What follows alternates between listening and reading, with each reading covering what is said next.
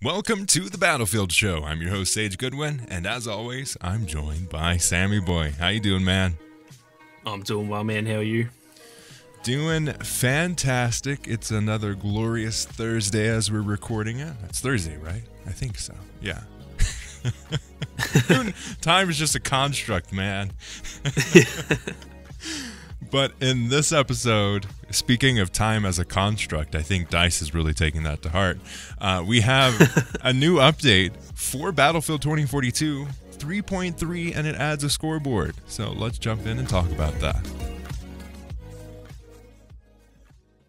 This podcast is a production of Uplink Media Group. Uplink is a podcast network dedicated to highlighting the love and experience of gaming and pop culture. Check out our other shows, Star Wars Uplink and The Forge, the Halo Infinite podcast, as well as our YouTube channels for even deeper dives into Battlefield, Star Wars, and more. YouTube.com/Uplink podcast and StarWarsUplink.com.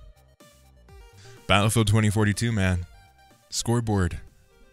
Oh my gosh, legacy features. I'm so glad that this is here so that we can move on from it, to be honest.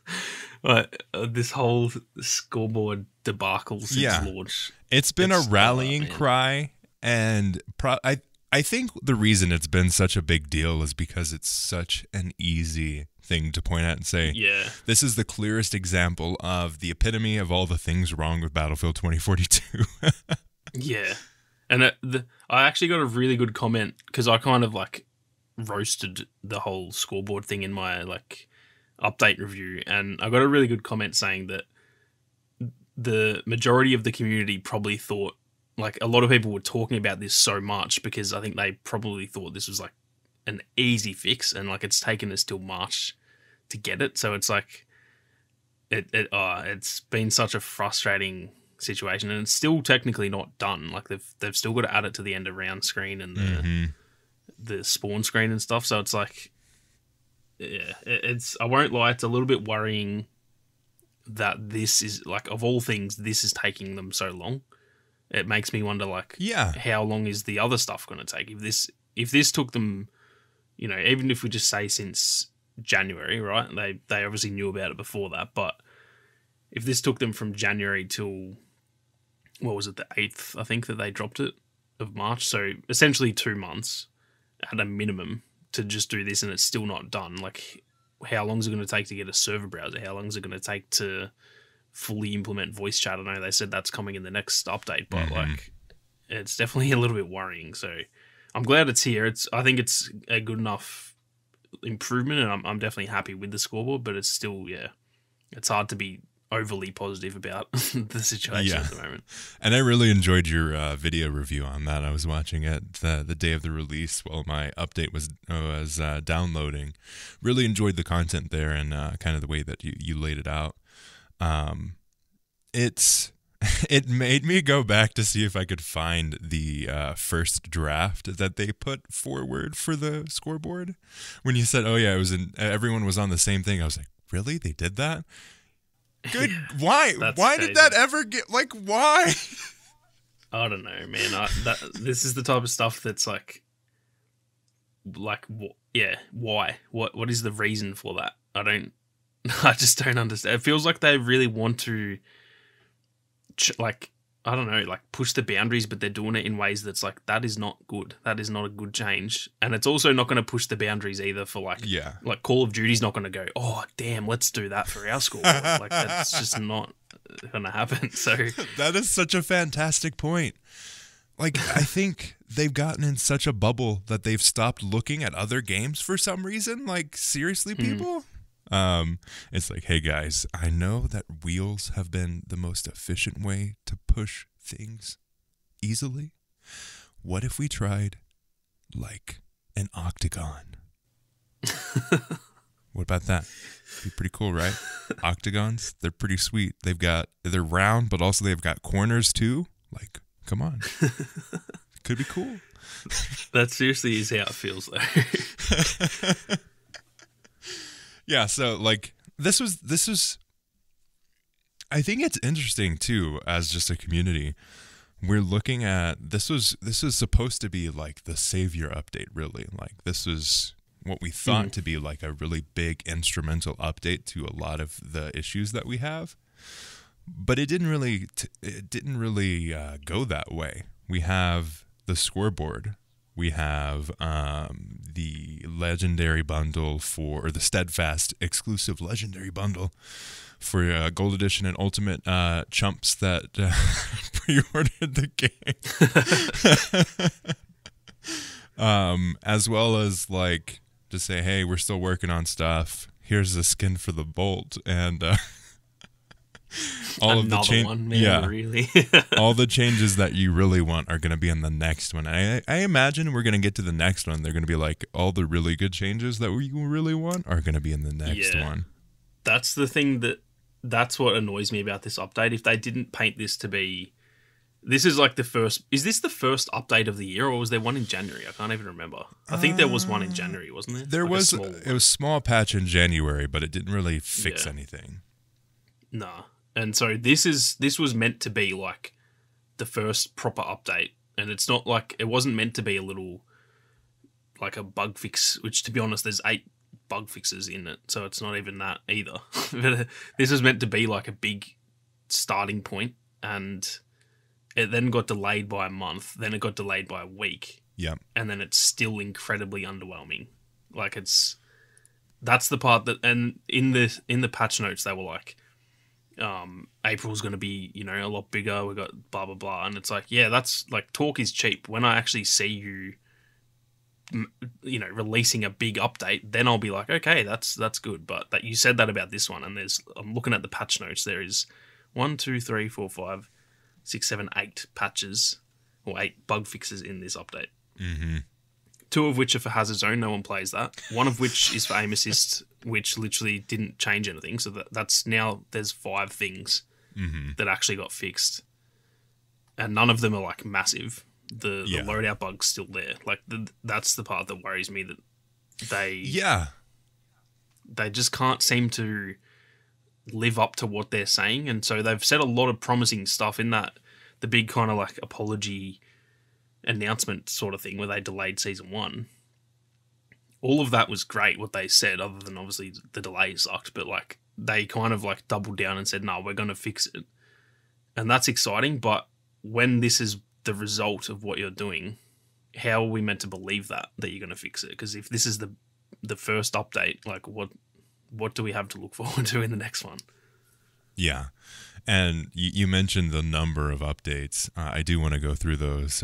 They fixed a game crash that could occur on Origin or Xbox One when signing in or out while using an Xbox One controller. Setting chat key bindings no longer requires a game restart to take effect. Adjusted aim assist on console to ensure that the system is in effect when analog sticks are at 100% of their range. Previously, it was only active at ranges below 100%. Fixed a bug where takedowns would not result in a kill on Xbox One and PlayStation 4. Established new location for EU data center as Frankfurt.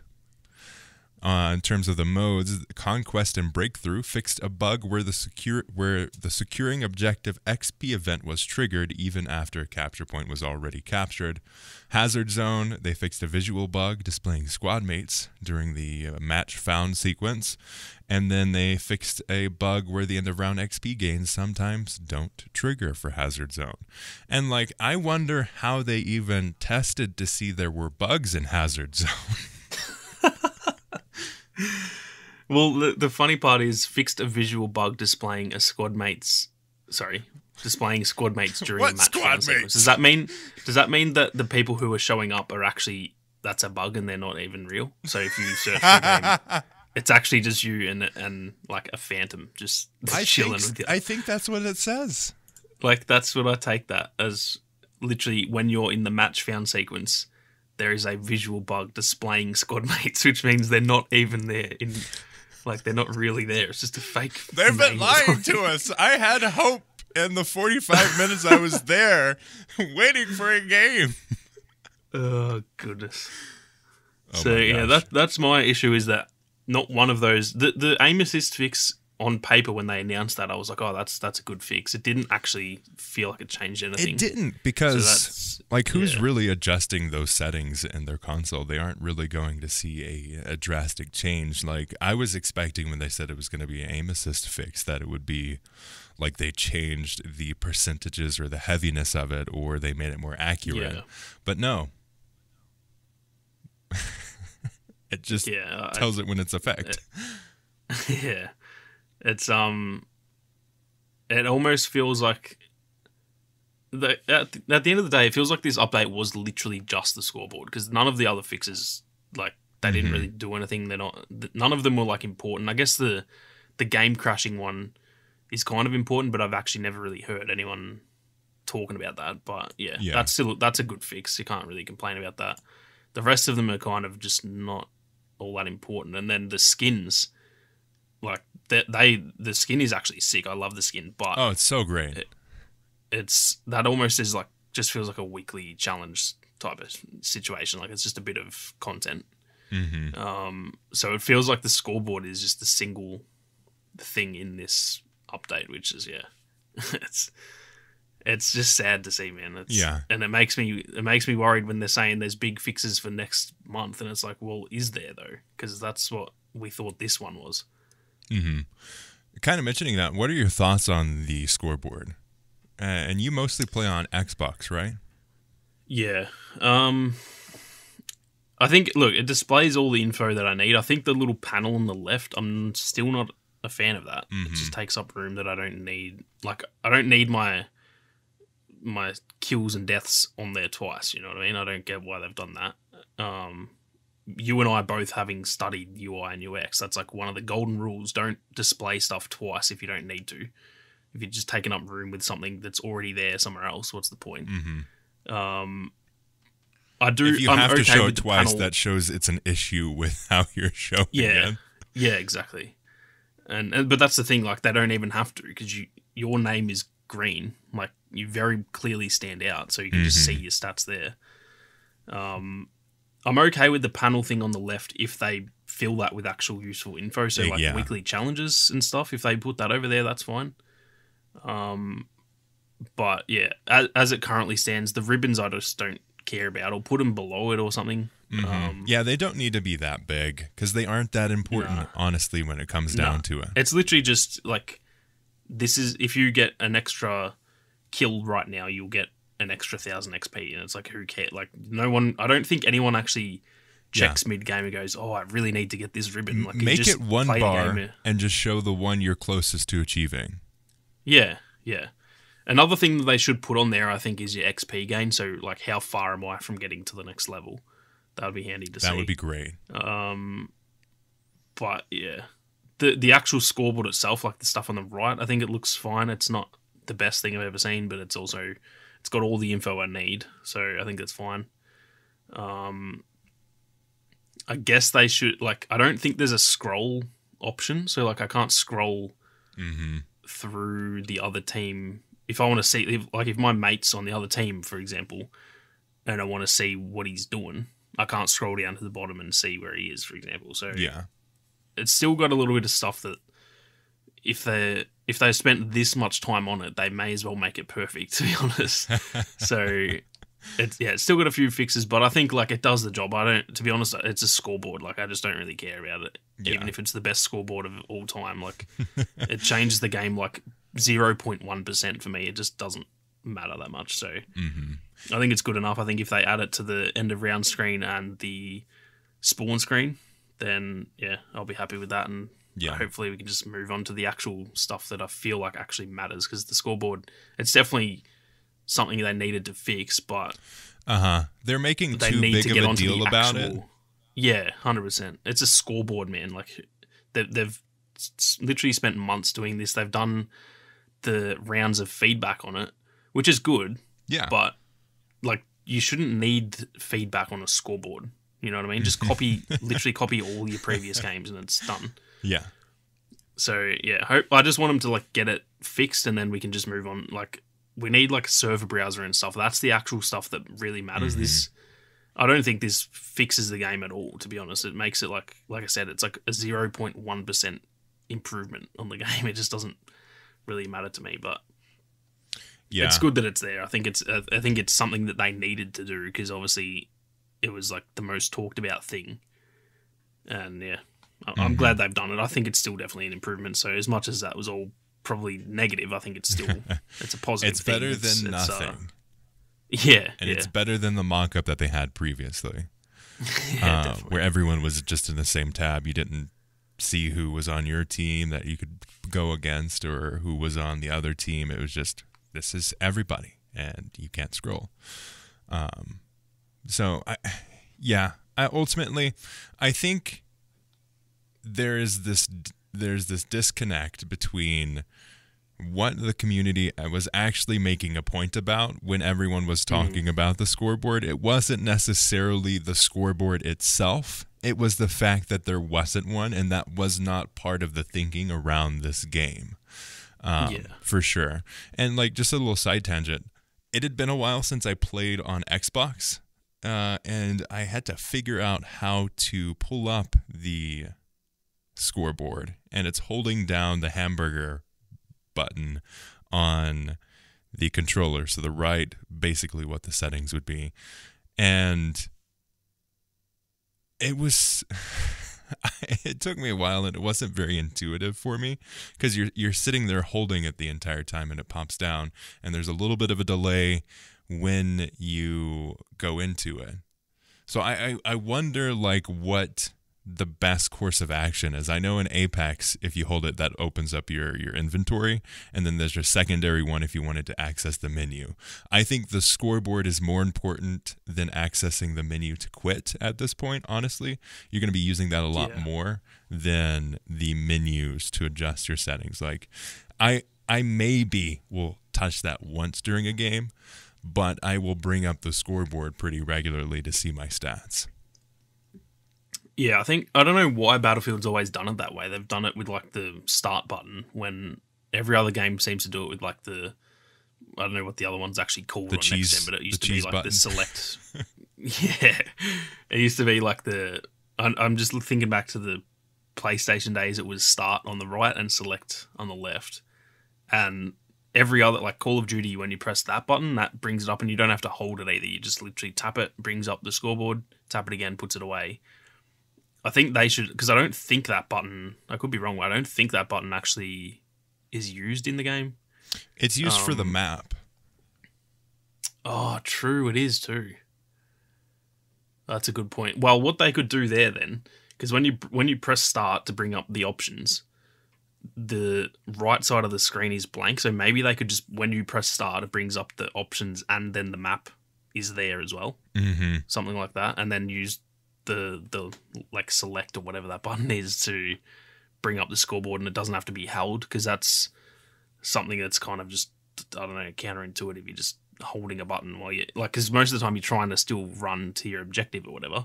Yeah. But you've got to like take your finger off and full on hold it to check the stats. So I think if they kind of switch those over and put the map into like the start menu, so that you press start, it brings up on the left, because it's got like quick game options, blah blah, and then on the right they could have the map there, and that's like two things at once. I think that would work, but it's always been, I don't know why they do that with Battlefield. It's always been press start or hold start, which has never made sense to me.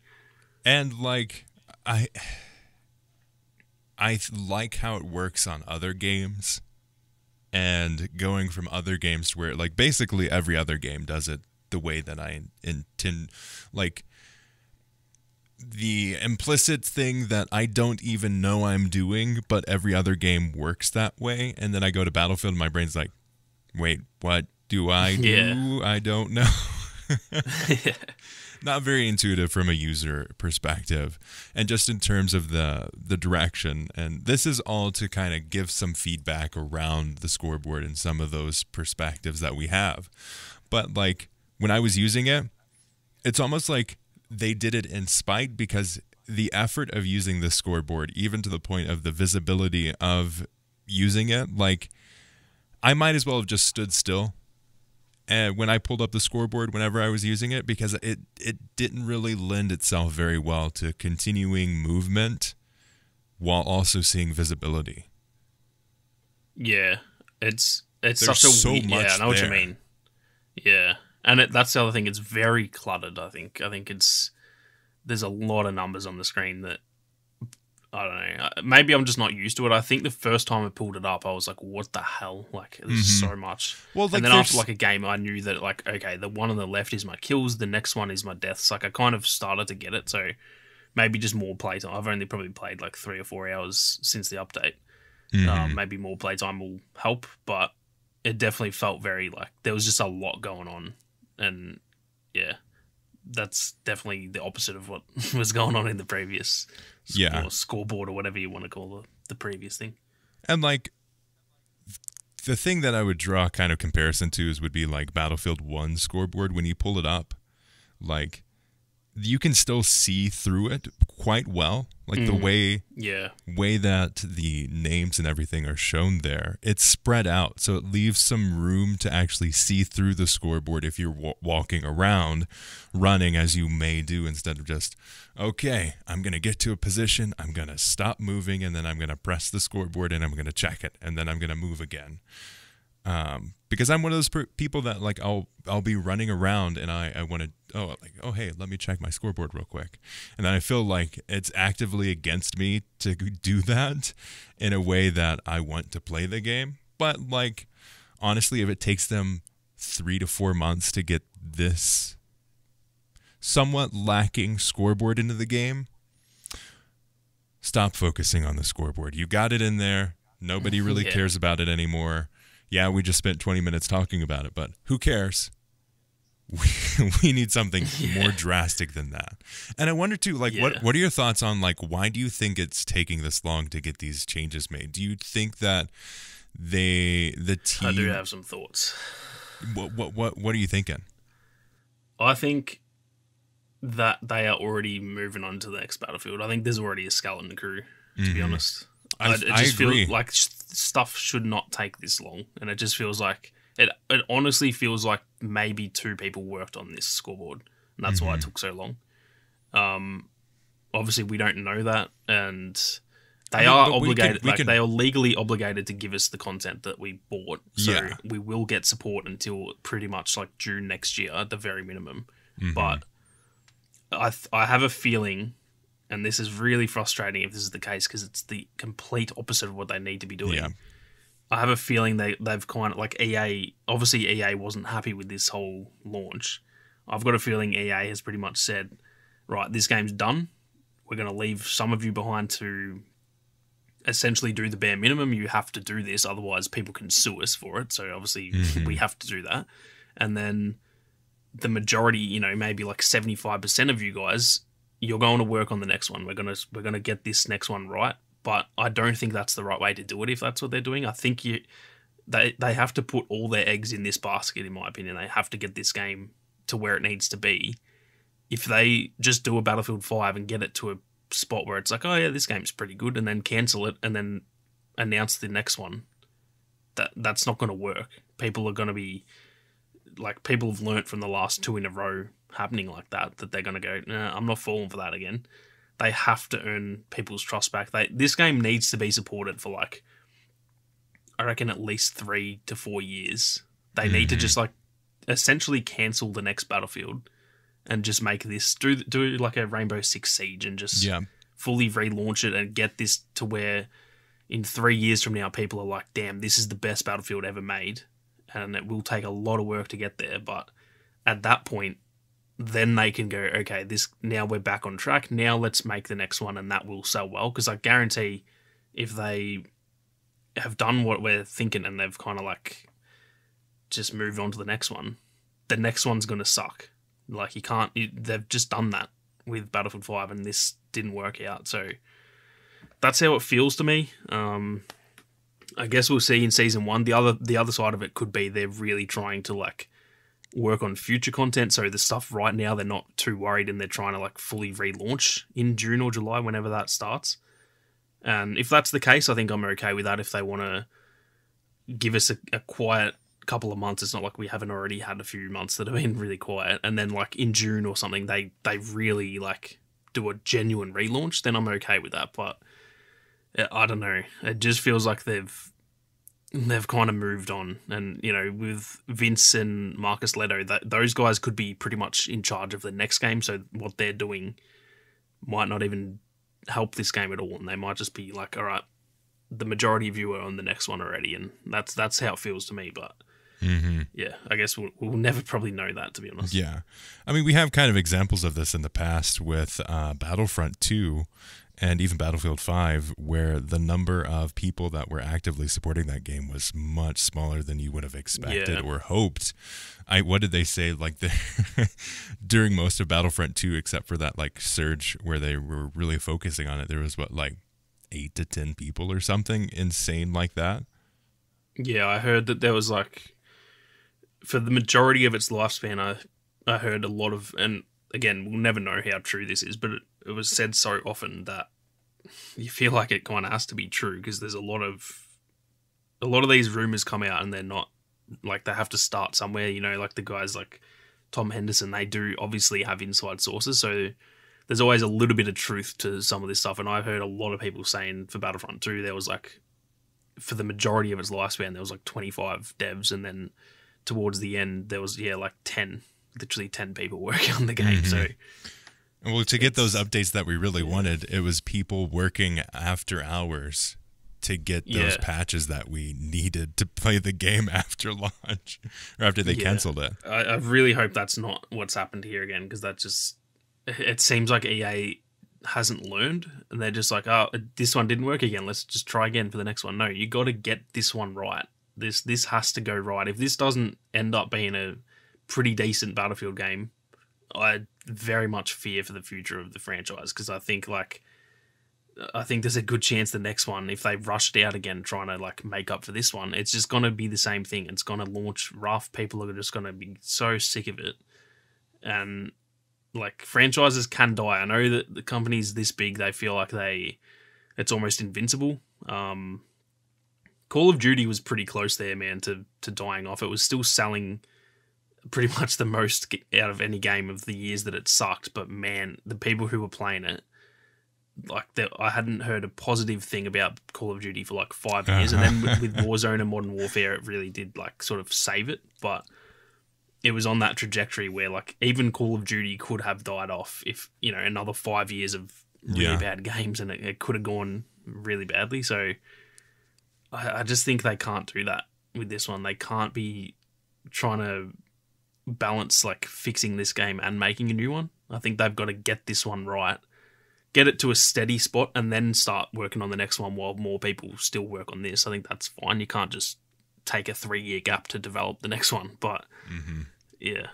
just feels like the wrong way to do it to me. They need to either be really upfront and say, hey, yo, we only have like 2 people working on this game, so stick with us, and eventually you'll get your content that you need, or that we're legally required to give you, and then we're going to be working on the next one. But I think that's such a poor move and decision, and I think it's ridiculous, as it was reported not too long ago, that as soon as Battlefield 2042 was like released, they're like, yo, hey, yeah, can we work on Battlefront 3 now, please?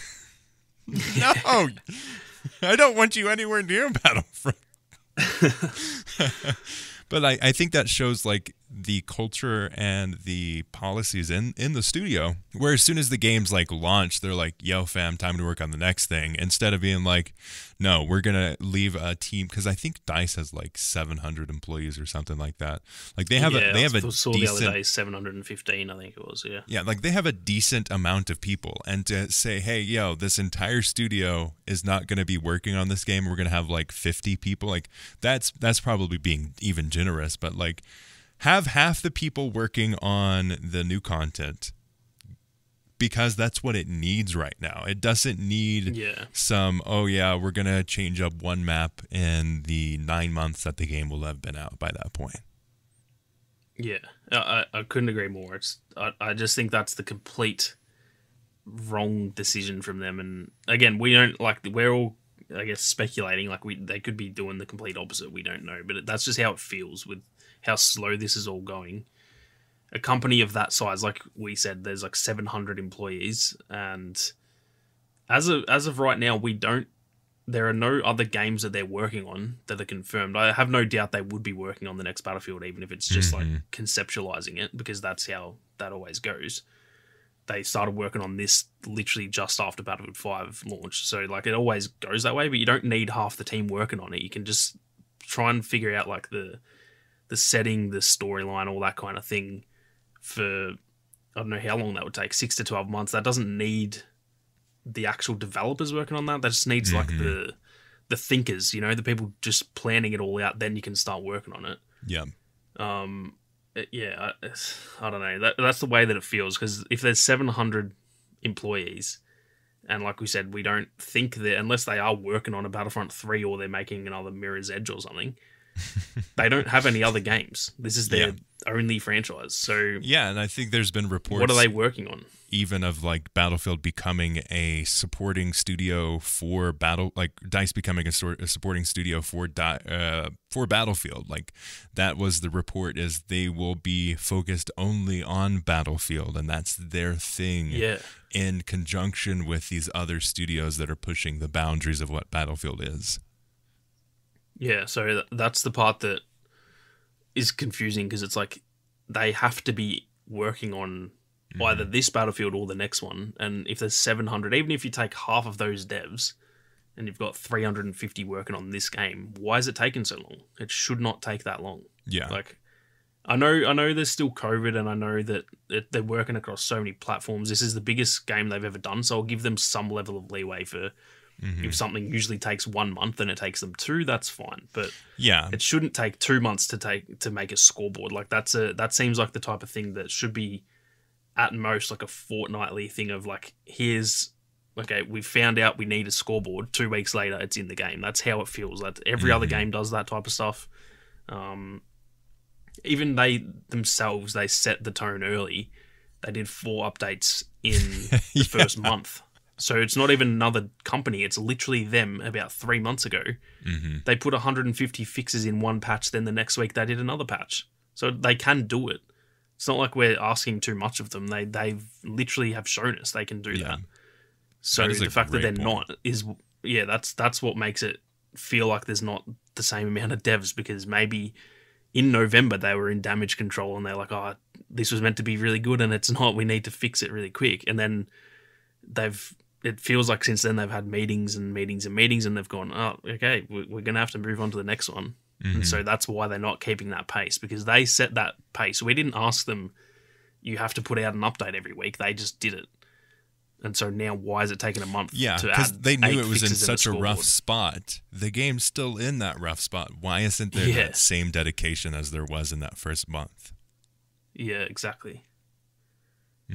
It's so wild to me to see this game and be like, whoa, you guys obviously are so disconnected from what the reality and the expectations, sometimes even brutal expectations that the fan base have around what a game is. And you're looking at Warzone celebrating its 2nd year of being a thing. And it obviously, yes, it has gone through some ups and downs. But like, if you think about it, that game came out during the height of the pandemic. And it is it literally still came strong. out in March of the year that it's like, it started essentially in March of 2020, and that's when this game launched. So, and they've consistently brought new content. They've consistently brought in changes to that. They have more players on their map than Battlefield does. As 150 players, right? Yeah. So they have more players. They're dealing with more of those logistics of having more players. The maps, I think, are around the same size. Obviously, it is only one map that you have to deal with, but they are actively changing up those maps to fuel the season.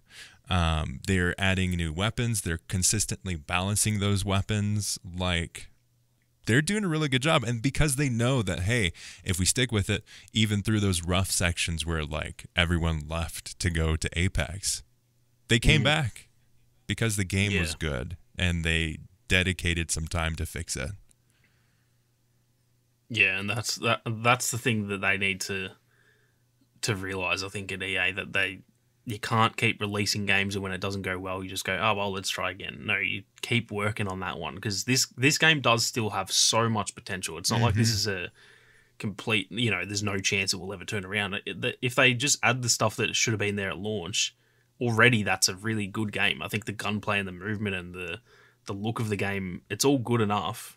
And if you continue to improve that, add in the server browser, add in, more modes, more weapons, all that, like, it'll be a good game. But it's like they just think, it didn't work, we'll just try again. It's like, no, that's not how this works, mate. And in my personal opinion, obviously, this is just my opinion, the only thing that people are going to, or the only thing that is going to bring back players or attract new players to the game is new content. I like, honestly, nobody's going to come back that has like completely written off the game, or they maybe are playing other games just because they added a scoreboard. Like, nobody, except for like the really hardcore fans that literally only play Battlefield all the time. But even they're like, I'm going to play something else because I've done everything. Yeah. I've seen a lot of people come back to just like see it, and then they probably won't play until the next update. Like, that's kind of the state it's in, where people are just playing like once a month. They'll download the update, just check it out, see, because they want it to be good. Everyone wants this game to be good, so they're coming back and going, I just want to see what it's like. And when it's barely changed, it's like, all right, it's baby steps. I'll come back next month and see what happens. So people are still there. People do want this game to do well, and they need to realize that. They need to go like, oh shit, we have a really dedicated fan base. Yeah. And if we put in the work, they will come back. And if we continue to put in the work, we'll make absolute billions off this game, because it's set up well to make money. It is. Once it's in a good state. But it's just, they have to get it through the good state first. And I think that's, I understand, like, from their business side of things, it's like, well, this game isn't making money, so let's just try again. Like, I get that it's not making money, but it will be quicker for them to fix this game and get it to make money than to try and make a new game and make sure that that's good, so that it makes money. Like, they're not that far away from, we're 3 months away from Season 1. If they do add the voice chat and the server browser, and they do some bug fixes, and then we get a new map, which all of that is somewhat realistic, I think. The voice chat's coming next month. Server browser surely could be here by June or July. And then Season 1 will be coming with content. 3 months from now, they could be starting to make some money off the game, and then there's still a long way to go. But that should be enough to be like a bit of an incentive for people to come back. I think Season 1 is that point when a lot of people will return, even if they don't hang around, if it still sucks, but people will try it out. So it's going to be not far away from it, and they just vital for Season 1 to be impactful, because if it isn't, goodbye Battlefield. And that they're going will be to be this the game dead. Bare minimum, like whatever they're legally required to have to deliver. If Season 1 doesn't go through, it's going to be the barest minimum. Oh yeah, we said we'd give you this many specialists. Well, we changed 2 different abilities, and they have somewhat of a different skin. It's technically a new specialist, so yeah, you're good. We don't get sued. This is great. Just to finish off this episode, what to you is like the bare minimum that you would see this game being like, okay, now we're getting started? For me, it's still the server browser, just because in such small populations like Australia, and there's so many other countries that are in the same boat. Like, even America, I actually honestly want to play. Even in the populated areas, it can be hard to find games, I've heard. So putting a server browser in, that kind of like helps the people who are actually still playing the game. And I think that's a big thing to like, there's people who still like, I still really enjoy the game, and I want to trust them. If they put that in, I'll go, okay, thank you. That is what I've needed. Now I can play when it's quiet, because I know where the players are. I can go and find a lobby. For me, that's the number one thing, that the game will just always feel incomplete without a server browser. The part that confuses me is like the tech for that is literally in the game. It's already in the game in Portal. Surely that, like, again, I'm not a game designer. Surely that cannot be that hard to put the same tech into All Out Warfare. It can't be that hard. Even if it takes them a month, that's fine. But a month is still, it's just too long for that. It's been what? We're entering the 5th month since launch, and they've pretty much said, yeah, we're looking at a server browser. It's like, just put it in, man. That needs to happen. Obviously, voice chat's a big one for me personally. I don't really care, because if I'm going to squad up, I'm going to go on Discord or something anyway. But that's I do base get level casual player should have been in the game at the start. Are people really going to use it? Most, if you're someone that plays without friends and you want to make those friends in the community, it's super important. Like, there are tons of people. Like, there are friends of mine that I know because we squatted up pretty regularly through that system. But yeah, exactly. If you do have if you have a squad of the boys, like, you're not gonna use that. You're gonna use Discord. You're gonna use something else. Yeah. So that's, for me, that's another thing that's like the scoreboard, where it's like, yeah, you do need to add that, but like, that shouldn't be a marquee thing for your update. Like, that's guys, we have voice over IP. Sneak it in an update. Don't bother to like make a big deal out of it, because it just looks so bad, man. When the March update is, hey, we got a scoreboard, and then the April update is, hey, we got voice chat. It's like, you don't brag about that. That's an embarrassment. That is actually embarrassing. You should be happy about even this. Announcing that. Yeah, you should be embarrassed. So yeah, I think for me, just those core features that should have been in the game, I think once they get those in, so server browser, obviously we've got the scoreboard, voice chat, I think those are the big 3 for me. And then once those are in, I think, like you said, the game needs content. We need a new map. We need new weapons. I keep seeing this everywhere, and I completely agree with it. Add the portal guns into All Out Warfare. Yes. It's such a simple thing to do. And it makes sense with the lore. Like, they're grabbing whatever's available. Yeah, they're just, if there's a gun like the AK-47 that came out in 1947, it's an old weapon, but it is still used today. So it's not that unrealistic that it's used in 20 years from now. People are grabbing AK-47s because they're going to fight this war that's going to end the world. It's not that unrealistic, I don't think. So just put those type of guns in. It doesn't have to be all of them. Don't put, some of the World War II ones, that's fine. Don't bother. You know what would be great that they would never do, but if they added those old weapons, make them look old. Make them look like they've got nails in the stock. Yeah, make them look like they have been through hell and all of the wars that they would have been through. Yeah. Make them look like that, and then you have clear, canonical reason for them to be there. Because, like you said, like, these no-pats, they're non-patrioted. They don't have the access to the government funding that the larger groups do.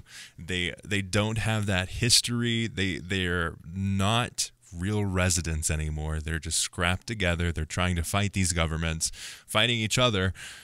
They're not going to have the newest weapons ever. They're not going to be grabbing C7s. They're going to be grabbing sticks and stones. They're going to be grabbing Molotov cocktails. They're going to be grabbing the weapons that have been in their house or their basement that they found that hasn't been used since World War II. Yeah, exactly. And I think it not only makes perfect sense to the story, but it just feels like such an easy addition. Easy and there's I think there's an extra 50 weapons in Portal. Even just add 25 of them. You don't have to add every single one. Like, just do something there that's giving it's giving the like idea of us getting more content when we're actually not, but it would add a lot to the game to where we go. Yeah, damn, it would change so the gameplay entirely. Yeah. So that's something I would love to see as well. I for some reason I just think that they won't. I don't know why, but I just don't think they will. I think they seem a little bit too stubborn to do stuff like that. I don't know why they are, but I don't know. It just feels like the type of thing they won't do. Maybe because then that'll reduce sales on the battle pass to get new weapons or something. I don't know, but who cares? Well, the thing is, no one's going to get the battle pass if they're not playing. Exactly. Yeah. Exactly. Yeah. So I think just kind of tie this episode into a nice, pretty bow. Good that there is a scoreboard. It's useful. It offers the information that we wanted that we did not have before. Yes, we may have gripes with how it is implemented and that they're still trying to reinvent the wheel when they have a clear example of what works and what should have been in the game. But that's not the focus that they should be having. It should be on adding new content and fixing the bugs and issues that people have with the game. The main thing is fixing those maps that we all have issues with that actively get in the way of the gameplay and the way that they want you to play the game. And start bringing in, first off, those easy wins, like you said, with adding those previous weapons would be super easy. A server browser already in the game in Portal, just get ripple effect to say, hey, yo, here's our code, put this in there, boom. It's all in the same engine. You guys are all working on the same game together. It can't be that hard, man. It can't be that hard. Yeah, when you update Portal, you know what's happening. It updates the whole game. Like it's not a separate entity. Yeah. Just bring it over. Like they have all of these different pieces. They just need to put them together. Yeah, and I think that's the frustration with this game is that, despite what the internet says, apparently according to the internet, this is the worst game ever made. It's actually not that far from being a really solid game, in my opinion. It's just add the core features that we're missing, and then a lot of the stuff, like you just said, there's a lot of like small, easy wins that they can get if they really just look at the game that they've got and go, okay, we could actually just port the server browser from Portal into the game. Like that's a quick fix. Maybe down the line you want to completely rebuild it. That's fine, but get it in now. Like we need this to be in the right direction now, not in 6 months, because I don't think there'll be players in 6 months. So yeah, I think that's the part that's the most frustrating, is just how close it actually is to being a good game, and they feel like I think they think there's a lot more work to be done than there really is. There's not a drastic amount. There's a lot of things that are missing, but they're not. It's not like they have to redesign the entire game. It's just like a scoreboard. Like that. It's so simple. So yeah, it's frustrating, but I do hope. I'm very interested to see how April goes. I think April is going to be very telling, because we thought this was going to be the big one, and then now they're like, nah, April will be bigger. There's some big stuff coming in April. If it's not big, I think that's gonna kind of tell us all we need to know. Yeah. If April's like this update and it just kind of sucks, then I think the writing's on the wall, to be honest. But there's still that little bit of hope there with April that they've said it's big, so I guess we'll wait and see. And if it is big, then I'll still be excited and interested for the future. But yeah, I think April's probably the most pivotal month that we've had so far. The calm before the storm, or hopefully the storm before the bigger storm. But I think with that, this episode is at an end. Thank you all so much for listening, and we'd love to hear your feedback. What are your thoughts on what we discussed? Let us know. contact@uplinkpodcast.com. Leave us a review. We'd love to hear your thoughts, and helps us reach new listeners. I'd like to thank Ethan Clark for the beautiful thumbnail, and we'll see you all on the battlefield.